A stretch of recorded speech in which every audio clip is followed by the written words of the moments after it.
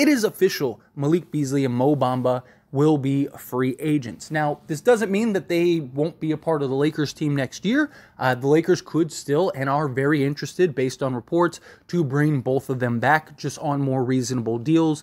Mo Bamba was making $10 million. Maybe they give him 2 years, $10 million, or 2 years, $15 million, something like that, to save a little bit of money. Same thing with Malik Beasley. He was making $16.5 million. Maybe they do something like 2 years, $16 million, or 3 years, $24 million, just to keep him long term. That could be an option, because I wouldn't mind having either of these guys on the roster again.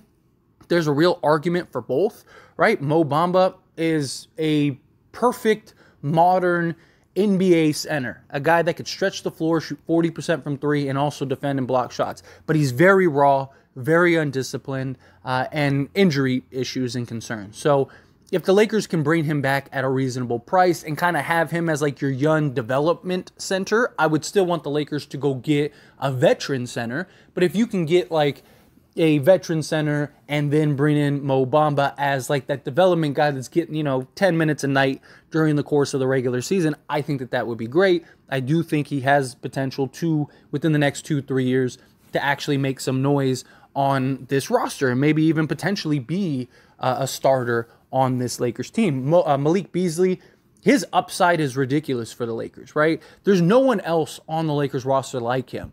It's the lack of consistency, though, right? He is a very streaky, high-volume three-point shooter. And when you're on the right side of his streaks, it's really hard to beat you. But when you're on the wrong side, he almost becomes unplayable, and in many cases does become unplayable. If he can get that consistency. So instead of him being like an 8-3 a game guy when he's on fire and then a 2-3 game a guy, if he could just find a medium, right? So I don't need you to go and knock down 8 threes every single game when you're on a 10-game hot streak, and then the next 10 games you're knocking down 2 at a time. I don't need that. I'd rather you be night in and night out. I know you're good for 3 or 4 threes a game. Like, that would be ideal. That would be the best scenario. That's why, like, I've talked about, upgrading him for Buddy Hield, right? Buddy Hield is that consistent version of Malik Beasley. Now, of course, Malik Beasley, even if he could get the consistency of Buddy Hield, he will have those games where he knocks down 8 threes, and he'll have those games where he hits 2, but it's the amount of reps and times throughout the course of a season that happens. So I love the idea of bringing these guys back just to fill out a roster. You got to bring other guys back, and there's not really many people on the open market that are that much better than them, if at all better than them, or at least with the upside that these two have for the Lakers. So bringing them in, I think, would be great. But what this also does, and the reason I said that this would be very telling, because if the Lakers kept them, then that is a good signal that, hey, the Lakers have a deal, have some type of trade in the works, right? Something is going to get done, because they're not going to overpay these guys, especially with the new CBA and everything, to now go and say, okay, well, we're just going to bring them back and wait and see. So the fact that they didn't keep these guys signals that very likely the likelihood of a trade happening probably pretty slim, unless it's a D'Lo sign and trade, which that could still happen, especially with all the reports and rumors that they're looking to bring in Bruce Brown.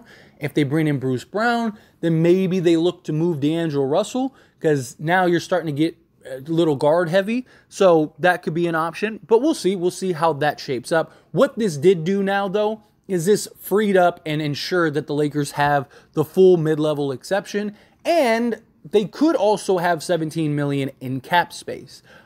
Also, again, depends on what they do with D'Angelo Russell. So they could bring in a Bruce Brown, as I mentioned. They could bring in a Brook Lopez. There's some rumors circulating that Brook Lopez is supposed to be signing a 2-year, $24 million a year deal. That would fit the full mid-level exception seamlessly. And the Lakers just made the move to clear off that space. Maybe they know somebody's coming. Again, it's just a rumor. Don't hold your breath on it, but it would make sense given the moves that the Lakers made, right? The Lakers have an idea of what's to come. Bruce Brown, there's all the talks of like the Lakers feel like they can really steal Bruce Brown from the Denver Nuggets. If they believe that, that means there has to have been some sort of dialogue, whether it's with the agent or it was with him himself. At some point, some conversation was probably held that gave them an inclination that he was available to come. And that's probably also why, that could be why they ended up freeing up that cap space. The point is that now they have enough money to go and get a quality blue chip mid-tier guy that can come in and have a real impact on this Lakers roster. This is a team that was just in the Western Conference Finals, right?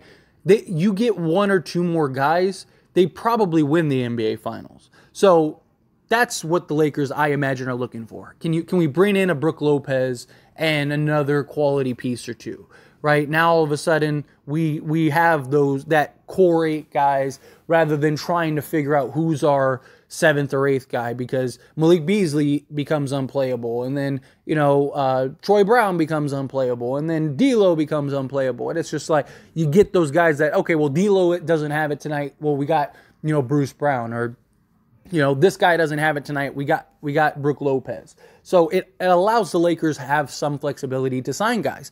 Maybe they bring in both Bruce Brown and Brook Lopez. I mean, that could be a real possibility. Again, they could let D'Lo go, sign Bruce Brown to like $12 million, sign Brook Lopez to $12 million. So basically you turn D'Lo into both of these guys, and then go, and they'd still have like, $6 million in cap space that they could then go use to go get somebody else, and they'd have their biannual. So that'd essentially give them the potential to turn D'Lo into 4 guys, right? Again, not saying that that'll happen, but it gives them that real flexibility. The trade market, though, is very likely going to be slim to none for the Lakers, just because now the only real move that the Lakers can make is D'Angelo Russell, right? Because that's the only sizable contract that they have now. Where if they would have kept Mo Bamba and they would have kept Malik Beasley, well, now, I mean, there's all kinds of potential trades on the horizon that could happen. So this tells me that the Lakers don't really think that there's going to be much out there on the trade market. So they would rather look to just free up the cap space and try to get the guys that they would have in the trade market. Now, the problem is it's like the press of time, right? In a perfect world, you'd love to not have to guarantee those two until like the end of the season so you could get through the offseason. Because now what happens if somebody would have became available, right? What if you could have traded for, let's say, a Zach LaVine or DeMar DeRozan or something like that, right? Or you could have gotten a Miles Turner. And there you go. Well, now you don't have that option unless you're trading D'Lo, right? Which could still be a possibility. There's talks of the Chicago Bulls really want a point guard. Maybe D'Lo is that guy for them, right? Maybe they look at D'Lo and go, hey, we could swap DeMar DeRozan for D'Lo and throw in, whatever, a Drummond or Caruso or something like that. And now we got a point guard, bring back Pat Bev to give us that defense and that hustle. Like, I don't know. Again, just kind of spitballing ideas here out, but it shrinks the likelihood of a potential trade from developing and happening. So now at this point, I wouldn't get my hopes up on any type of Lakers trade. I do think that they get a quality free agent or two. I wouldn't even be shocked if they get a guy that we didn't expect, right? Somebody comes out of left field and the Lakers get something done. There's always that potential, always that possibility that somebody just says, hey, like, I believe the Lakers can win me a chip. Let me go take a discount to go play for the Lakers. That could be something too. They could also split up. Right, so like let's say they don't get, Brown or they don't get Brook Lopez. Well, because you just freed up this salary space, you now have your full mid-level. You could break that up. So maybe you could get 2 $6 million guys, right? Maybe now you could get some guys that you thought were, okay, we're going to give our money to Bruce Brown, so that makes these 2 guys basically unobtainable because we could only get them for a vet minimum, and they want around like $5 to $6 million each. Oh, well, now we got this. Like, hey, would you 2 take like $5.5 million each? So that way we could get both of you. You'd be surprised, like, right, guys? Okay, like, I was going to make $6 to $7 million on the open market anyway. I could take $1.5 million less and go to a contender rather than going to a Houston or something like that. Let me go try to win a chip with this team. It happens a lot. I'm not saying that it will, but you never know, right? What this did is it gave the Lakers financial flexibility. It didn't really give them trade flexibility, but it gave them financial flexibility which is really valuable as well, right? It allows the Lakers to get a piece or two, maybe several, right? I don't think the Lakers need a lot. They keep their core guys, right? So you got Rui, you got Austin Reeves, LeBron James, Anthony Davis, Jared Vanderbilt, even if you keep D'Lo, you got basically 6 core guys right there. What does Max Christie do? Does Max Christie take that next step? Can Lewis and Schifino, who both are believed to be able to impact the game immediately, are those 2 guys really able to do that? Well, now there's 9 guys right there over the course of the regular season. So now you're just trying to, can you get a piece or 2? Can you get a starting level guy or 2, right? Can you go get a Brook Lopez?